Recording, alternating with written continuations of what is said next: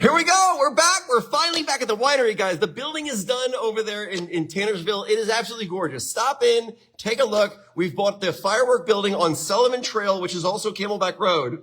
And we converted the most beautiful tasting room the world has ever seen, guys. It's got hardwood floor. The ceiling is finished. There's beautiful chandeliers throughout it and world-class wine. Check it out. And guys, this coming Saturday, we're doing a wine. Mary Wayne, what's happening? I see you. What's going on? I'm sure Gerald's out there somewhere, right? What's happening, guys? So this coming weekend on Saturday, what is it? 1 to 4, Sally? 1 to 6. It's the Wine and Song Festival or Song and Wine Festival here at Blue Ridge. It's going to happen rain or shine. You know how we got the big giant grand tent? That tent is like 6,000 square feet. So if it's raining, we're going to be in the tent. If it's not, we'll be outside. Yo, Gerald, what's happening? Yeah, the new place rocks. I saw your picture, by the way. Thank you, guys. Thank you for the support. I'm so grateful. It's beautiful. We're going to make it better and better and better and better all the time. So, guys, I have a fun talk for y'all today. I hope you love this. Angie, see you Saturday. Angie always comes to the music festivals. It's going to be so much fun. And if the weather's good, Ken, I see you, man. What's happening, Ken? Ken, I hope you're doing great, man. If the weather's good, we're going to put on a fireworks show. We're slated to do it, but if it's rainy, we're not going to do it. We're going to put it off. But if it's a beautiful night, boom, we're going to do fireworks. Denise, what's happening? Thank you for the congratulations. We worked so hard. Guys, my hands, they're still numb at night. I lay down. I'm like, come on, I got to get the blood back in my hands. We worked day and night like crazy on that place to make it happen. I love y'all. Thanks for making my life happen, by the way. I love the hearts. I love y'all.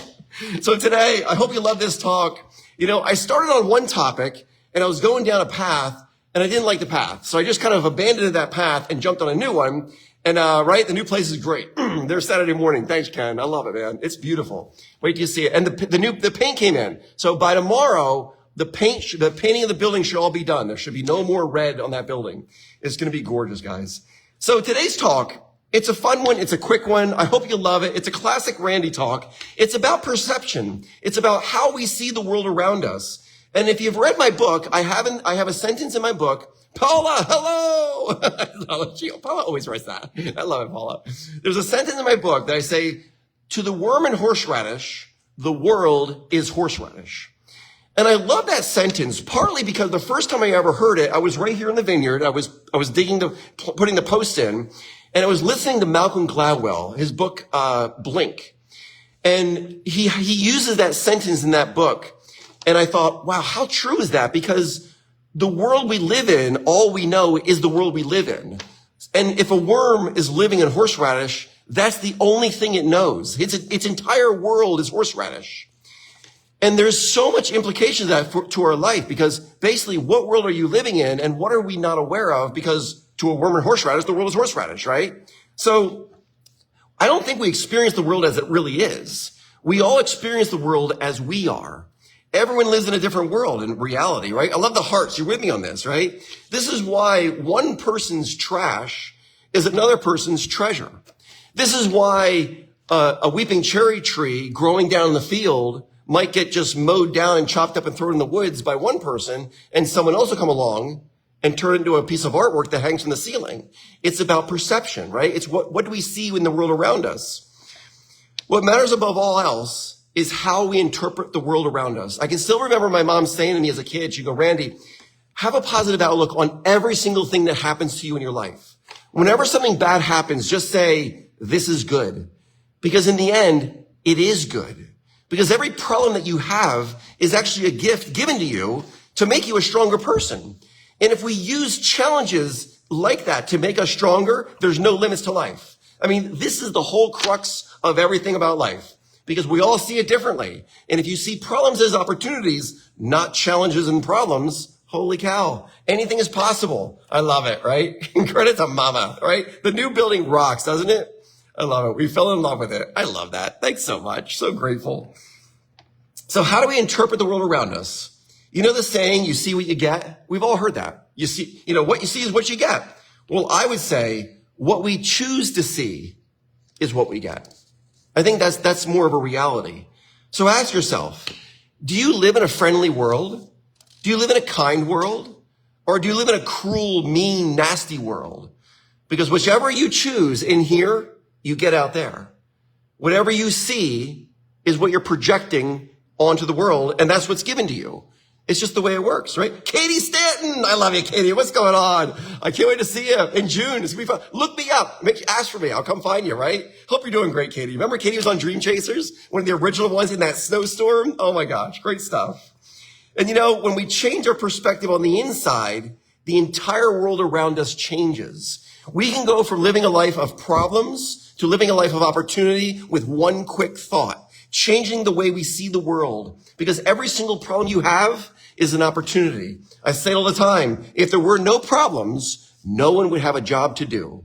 Everyone is employed to solve a problem. And the bigger the problem, the bigger the person it takes to solve that problem. So we as people, we should want to conquer big problems. We should go, give me all the problems in the world. Because if I can solve those, I'm growing up. I'm getting bigger. My mom would put it like this. She would go, Randy, be bigger on the inside than you are on the outside.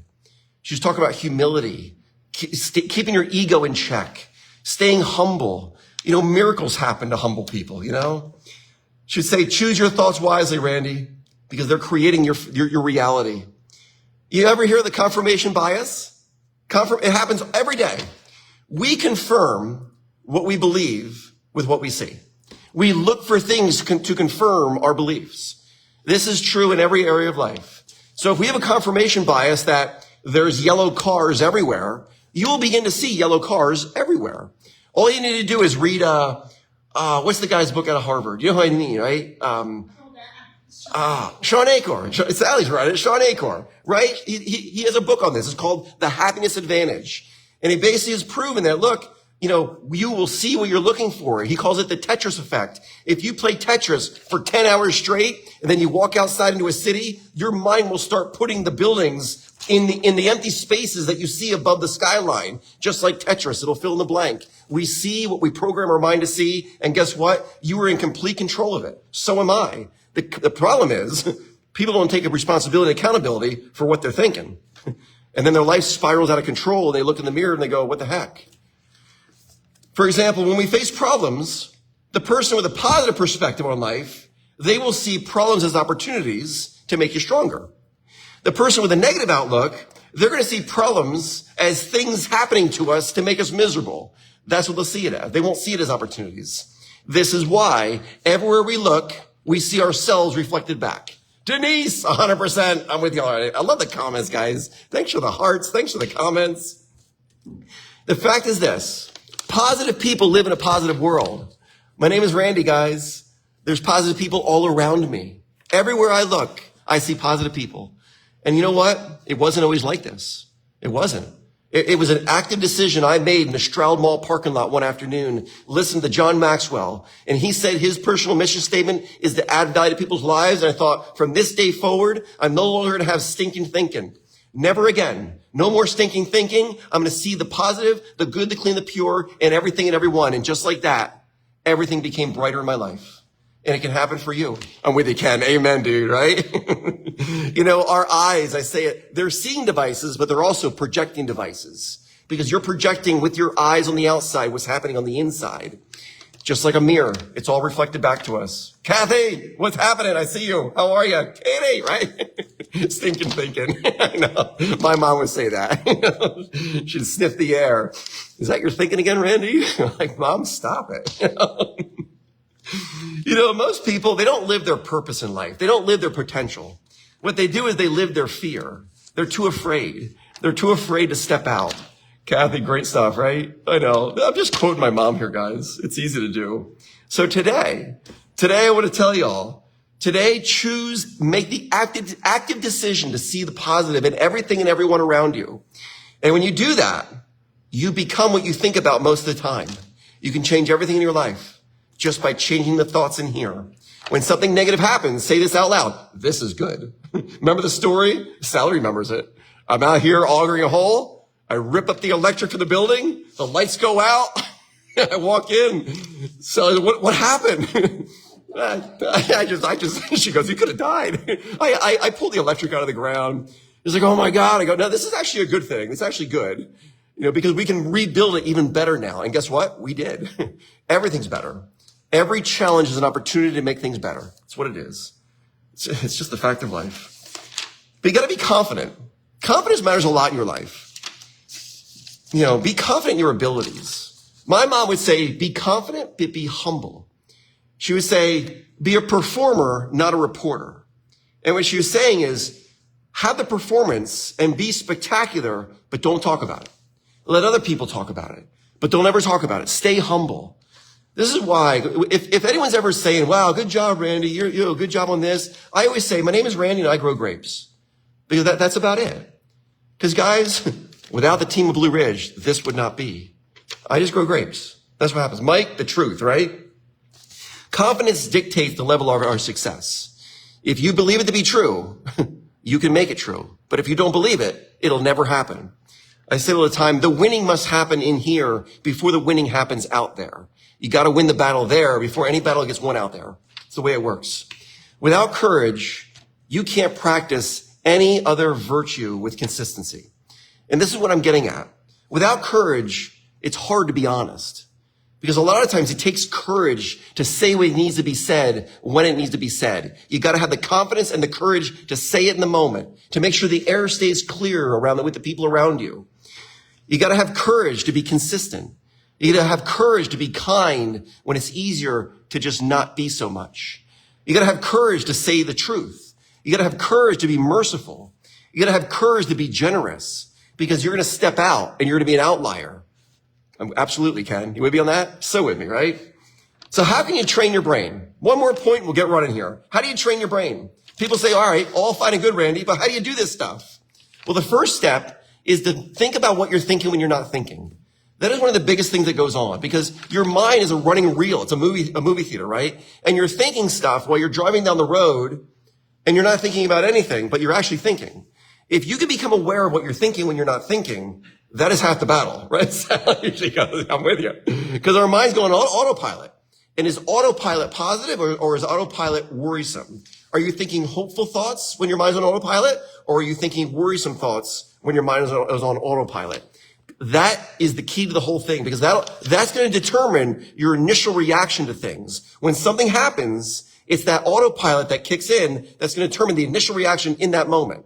Because there's not enough time to think and it's all reaction. It's like muscle reaction. As an athlete, I would train my body to just perform in the course and I wouldn't think about it. A minute goes by and I don't even know what happened because it was just reaction time, right? You're reacting. And this is what happens. Train your brain to think positive when you're not thinking. This is huge, right, Katie? You with me on this? So that's the first one.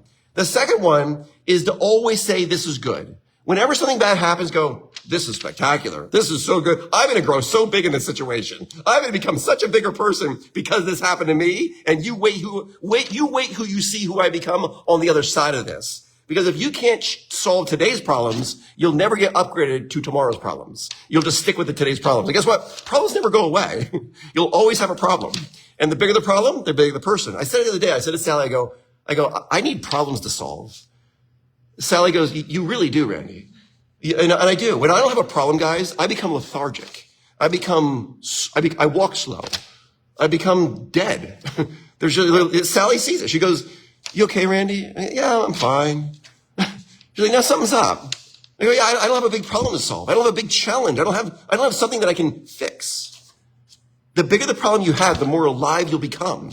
In building out the new store at Camelback, I became alive, guys, because it was a big problem to solve. And I wanted to do it in like the most unbelievable time frame ever. People go, you got 3 weeks of work? I go, we got 3 days of work. You'll be glad you did. I promise you. The next one my mom did is she used to wear a rubber band.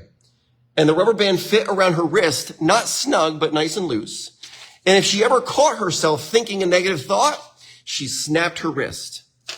And what happens is the rubber band is a reminder all day long to think about what you're thinking when you're not thinking. Snap your wrist. And at the end of the day, how sore is your wrist? After a while, my mom doing that, you know how you become who you hang around? I began to wear a rubber band. And I wore it for years of my life. I always wore that rubber band. And after a while, I would never have to snap it because I would go through an entire day without having a negative thought. If you can do that, holy cow, you become a magnet for everything good in this world. The next one is write down your goals. Man, if you don't have goals in life, you're a wandering generality. You got to become a meaningful specific. You got to be going after something. You cannot possibly hit a target that you don't have. So with a written goal, you have a target, and that way you can hit something. And if you don't have that, you'll hit nothing, right? This is the way it works. And the last one is I want to encourage you to listen to books. In today's world, we spend a lot of time where we don't have to be thinking. Every single minute that I don't have to be thinking, I'm listening to books. Today, I've probably taken in about 3 hours of books today alone, because every time I'm driving, when I'm walking between the house and here, guess what? I'm listening to a book. And 10 minutes here, 10 minutes there, 5 minutes there, 15 minutes there. It adds up to hours every single day. And every single week, I'll take in at least one book, but most of the time I'll take in 3 every single week. Guys, I love you. I hope this added value to your life. Thanks for being part of my life. This weekend, join me. It's a music festival, Saturday, rain or shine, in the tent. We love you. Thanks for being here. It's been the best summer ever. Wait till you see what Sally has planned. It's awesome. See you guys.